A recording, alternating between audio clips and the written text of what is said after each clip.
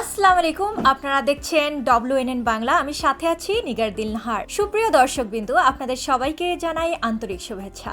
আজকের আলোচনায় আমরা এমন একটি বিষয় নিয়ে কথা বলবো যা বিশ্ব কূটনীতির ইতিহাসে একটি নতুন অধ্যায়ের সূচনা করতে পারে। মধ্যপ্রাচ্যের সাম্প্রতিক উত্তেজনা, বিশেষ করে যুক্তরাষ্ট্র এবং ইরানের মধ্যে সংঘাত বিশ্বব্যাপী একটি অস্থির পরিস্থিতির সৃষ্টি করেছিল। এই পরিস্থিতিতে যখন অনেক দেশ শুধুমাত্র পর্যবেক্ষকের ভূমিকা পালন করেছিল, তখন পাকিস্তান একটি সক্রিয় এবং সাহসী ভূমিকা গ্রহণ করে। পাকিস্তানের প্রধানমন্ত্রী শাহবাজ শরীফ একটি শান্তি উদ্যোগ গ্রহণ করেন এবং ইসলামাবাদে উভয় পক্ষকে আলোচনার জন্য আমন্ত্রণ জানান। এই আমন্ত্রণের প্রেক্ষিতে ইরান ইতিমধ্যেই অংশগ্রহণ নিশ্চিত করেছে। যুক্তরাষ্ট্রের পক্ষ থেকেও ইতিবাচক বার্তা পাওয়া যাচ্ছে, যদিও চূড়ান্ত ঘোষণা এখনও আসেনি। তবুও এই উদ্যোগ ইতিমধ্যেই আন্তর্জাতিক অঙ্গনে একটি বড় আলোচনার বিষয় হয়ে উঠেছে।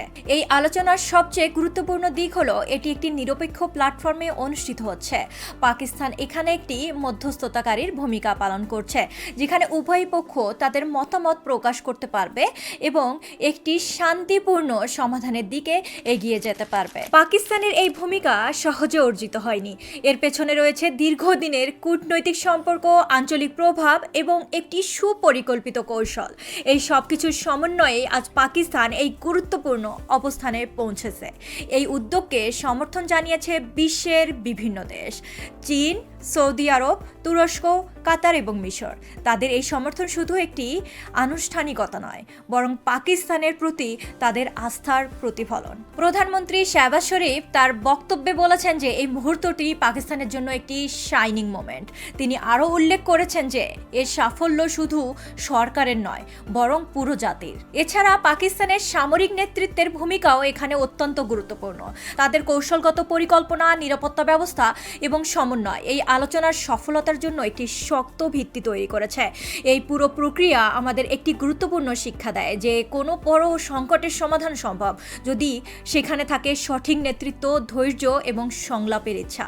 বর্তমানে ইসলামাবাদে অনুষ্ঠিতব্য এই আলোচনা শুধু একটি কূটনৈতিক বৈঠক নয়, এটি একটি সম্ভাবনার প্রতীক। এটি দেখায় যে বিশ্ব এখনও শান্তির পথে এগিয়ে যেতে পারে যদি সঠিক উদ্যোগ নেওয়া হয়। আমরা আশা করি এই আলোচনা শুধু একটি সাময়িক সমাধান এনে দেবে না, বরং একটি দীর্ঘমেয়াদী শান্তির পথ তৈরি করবে। এটি হতে পারে একটি নতুন দৃষ্টান্ত যেখানে সংঘাতের পরিবর্তে সংলাপকে অগ্রাধিকার দেওয়া হবে। শেষে বলা যায়, পাকিস্তান আজ বিশ্বমঞ্চে একটি গুরুত্বপূর্ণ ভূমিকা পালন করেছে। তাদের এই উদ্যোগ শুধু একটি কূটনৈতিক সাফল্য নয়, বরং একটি মানবিক প্রচেষ্টা, যেখানে লক্ষ্য হলো শান্তি, স্থিতিশীলতা এবং সহ অবস্থান। আপনাদের সবাইকে অনেক ধন্যবাদ আমাদের সাথে থাকার জন্য। আবার দেখা হবে নতুন কোনো আলোচনায়। আল্লাহ হাফিজ।